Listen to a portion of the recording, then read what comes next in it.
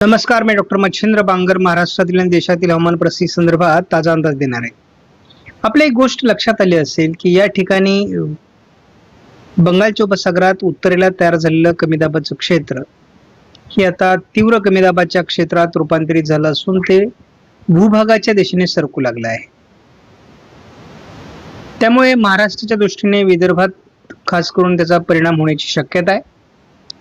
सध्या ते बऱ्याच अंशाने बंगालच्या उपसागराकडे असल्यामुळे पश्चिम महाराष्ट्रात देखील ठिकठिकाणी पावसाच्या घटना घडत आहेत.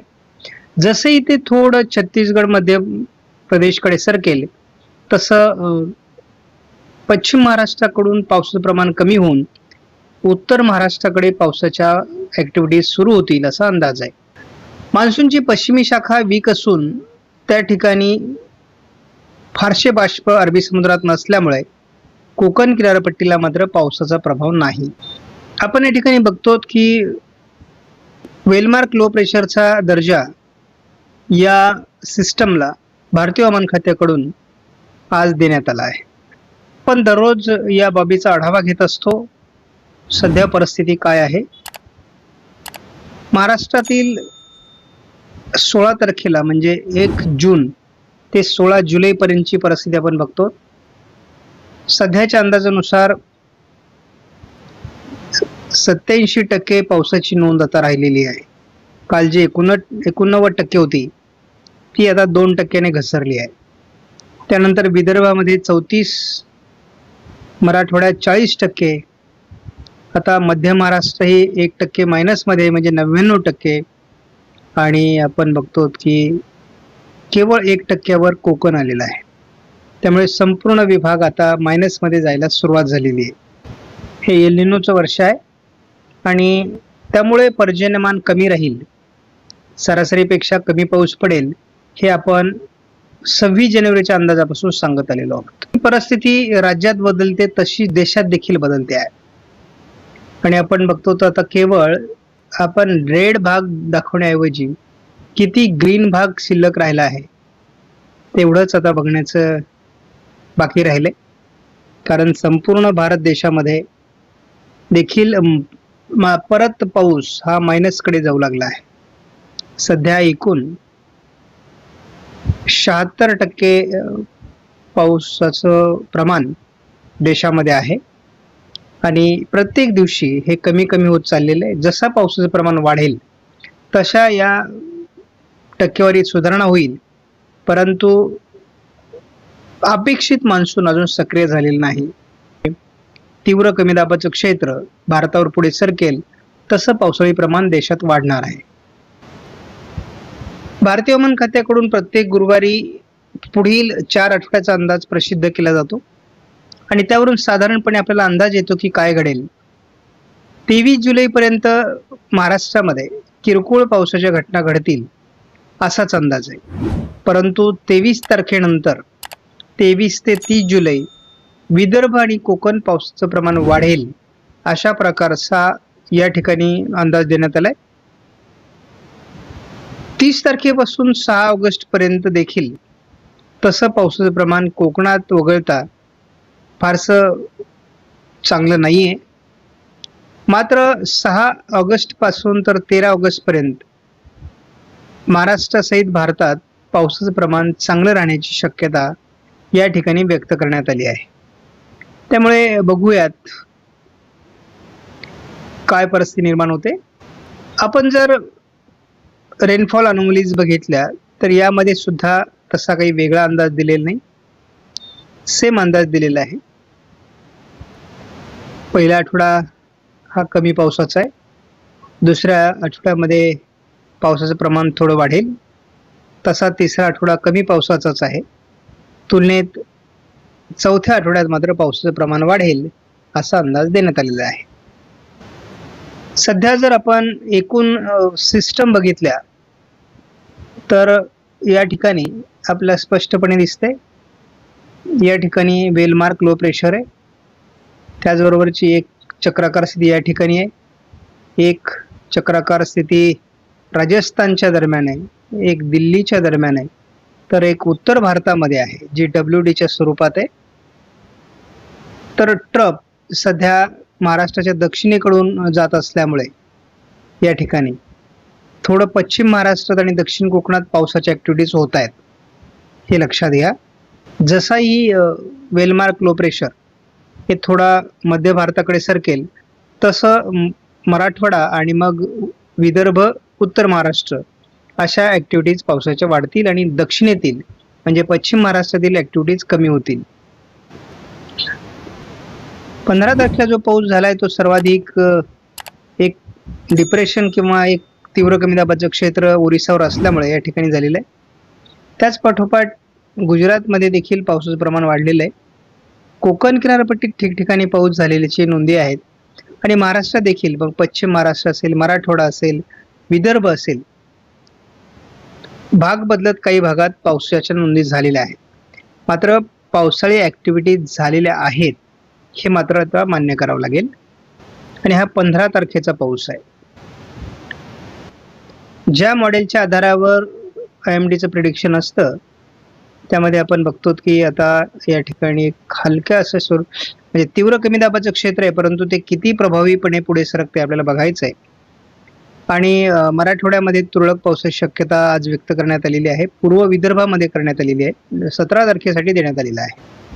विदर्भाच्या दिशेने पावसाचं प्रमाण या सिस्टममुळे वाढू शकतं असा एक प्राथमिक अंदाज आहे आणि कोकणामध्ये. बाकी महाराष्ट्रात पावसाचा अंदाज JFSने दिलेला नाही. 19 तारखेला कुठल्याही प्रकारचा पावसाचा प्रभाव हा महाराष्ट्रामध्ये नाही, केवळ कोकण आणि पूर्व विदर्भ असाच अंदाज दिलेला आहे JFSने. येत्या आठवड्यामध्ये फार पावसाळी वातावरण महाराष्ट्रामध्ये असेल असा काही अंदाज CFS मॉडेलने दिलेला नाही. मात्र आपण बघतो की मध्य प्रदेशमध्ये एखादी सिस्टम किरकोळ स्वरूपामध्ये असू शकते, हिचं स्वतंत्र अस्तित्व आहे. त्यानंतर एक सिस्टम ही बंगालच्या उपसागरातून केवळ आंध्र प्रदेशच्या तेलंगणाच्या पर्यंत दाखवलेली आहे, जी महाराष्ट्रापर्यंतही पोहोचू शकत नाही एवढी कमकुवत आहे. कोकण किनारपट्टीला देखील एक सिस्टम सक्रिय राहण्याची शक्यता आहे, कारण या दोन सिस्टमकडे जे वारे जाणार आहेत त्या वाऱ्यांमुळे या ठिकाणी बाष्प ओढलं जाईल आणि त्यामुळे या भागातही पावसाची शक्यता वर्तवण्यात आली. मात्र ते केवळ दक्षिण कोकणामध्ये, त्यामुळे विशेष प्रभावी वातावरण CFS मॉडेलने दाखवलेलं नाही. ECMWF मॉडेलने आजच्या तुलनेत उद्या सोलापूर जिल्ह्यात, लातूर आणि धाराशिवमध्ये पावसाचं प्रमाण वाढण्याचे संकेत दिलेत. त्याचबरोबर नाशिक पूर्व आणि छत्रपती संभाजीनगरच्या उत्तरेला जळगावपर्यंत एक प्रमाण पाऊस वाढेल असा अंदाज दिलाय. पूर्व विदर्भामध्ये भंडारा, गोंदिया, चंद्रपूर, गडचिरोलीमध्ये मुसळधार पावसाची शक्यता दाखवण्यात आलेली आहे. आज मात्र आपल्याला उद्या कोकण किनारपट्टीत हलका ते मध्यम पाऊस होईल अशा प्रकारचा अंदाज देण्यात आलेला आहे. आता 18 तारखेला पूर्व विदर्भाच्या दिशेने अगदी अमरावती, यवतमाळ, वर्धा, चंद्रपूर, गडचिरोली, नागपूर, भंडारा, गोंदिया, नांदेडपर्यंत या वादळी प्रणालीचा प्रभाव पडण्याची शक्यता आहे. दरम्यान सोलापूर, लातूर, धाराशिवमध्ये पावसाची शक्यता आहे. कोकण किनारपट्टीला पावसाचं प्रमाण 18ला असू शकतं, मात्र उर्वरित महाराष्ट्रात फारसा प्रभाव राहणार नाही. 19 तारखेला पूर्व विदर्भाच्या काही जिल्ह्यांमध्ये पाऊस कायम असणार आहे. सोलापूर जिल्ह्यात आणि लातूर, नांदेड, परभणी, वाशिम, हिंगोली, यवतमाळ, वर्धा या सगळ्याच जिल्ह्यांमध्ये स्थानिक वातावरण असणार आहे. कोकण किनारपट्टीला मात्र 19ला पाऊस वाढू शकतो आणि स्थानिक वातावरण महाराष्ट्रात राहील. 20 तारखेचं चित्र थोडं वेगळं आहे. 20 तारखेला महाराष्ट्रात सर्वदूर अतिशय चांगल्या पावसाचा अंदाज आहे. म्हणजे महाराष्ट्रात अंतर्गत भागात मराठवाडा, विदर्भ, पश्चिम महाराष्ट्र आणि कोकण, छान उत्तर महाराष्ट्रापर्यंत चांगल्या पावसाचा अंदाज आहे. फक्त पर्जन्य छायाच्या प्रदेशामध्ये म्हणजे नाशिक पूर्व, पुणे पूर्व, सातारा पूर्व, कोल्हापूर पूर्व, सांगली या काही भागात पावसाचं प्रमाण कमी राहण्याची शक्यता आहे. आज आपण केवळ आता या ठिकाणी 20 तारखेपर्यंतचा अंदाज बघितलेला आहे. उद्याच्या व्हिडिओमध्ये आपण सविस्तर अंदाज बघू. 20 तारखेपर्यंत कोकण आणि पूर्व विदर्भ पाऊस चांगला होईल. इतरत्र स्थानिक वातावरण तयार झाल्यास पाऊस होणार आहे. मात्र आपल्याला या 5 दिवसामध्ये या जिल्ह्यांच्या काही भागात पावसाचं प्रमाण कमी दिसतंय. आता धावता अंदाज बघूयात. उद्या 17 तारखेला स्थानिक वातावरण आहे. अगदी नाशिकसह छत्रपती संभाजीनगर, पश्चिम महाराष्ट्र मध्ये सोलापूर, अहिल्यानगर, बीड, पुणे, कोल्हापूर, सातारा, पुणे या सर्व भागात अगदी घाटमाथ्यावरही पावसाची शक्यता आहे. कोकण किनाऱ्याला पाऊस कमी जरी असला तरी घाटमाथ्यावर पाऊस होऊ शकतो. 18 तारखेला तीच परिस्थिती आहे. 18 तारखेला देखील पूर्व विदर्भ आणि कोकण घाटमाथा असा पाऊस असण्याची शक्यता आहे. थोडं अहिल्यानगर, बीड, लातूर, धाराशिव, सोलापूर, पुणे, सातारा या भागातही पावसाच्या काही ॲक्टिव्हिटीज असू शकतात. तीच परिस्थिती 19 तारखेला देखील आहे. आपण बघतो स्थानिक वातावरण आहे. मात्र कमी दाबाचं क्षेत्र बऱ्यापैकी दूरवरून जात असल्यामुळे पूर्व विदर्भाच्या काही अतिशय टोकाच्या जिल्ह्यांमध्येच थोडाफार पाऊस होऊ शकतो. या पलीकडे अंदाज नाही. नाशिक जिल्ह्याच्या काही भागात 20 तारखेला चांगल्या पावसाचं धोरण दाखवलं जात आहे. म्हणजे शेतकऱ्यांची जी गरज आहे ती भागेल अशा प्रकारचं वातावरण आहे. तर महाराष्ट्रामध्ये एकूणच स्थानिक स्वरूपाचं वातावरण 20 तारखेपर्यंत अतिशय उत्तम आहे.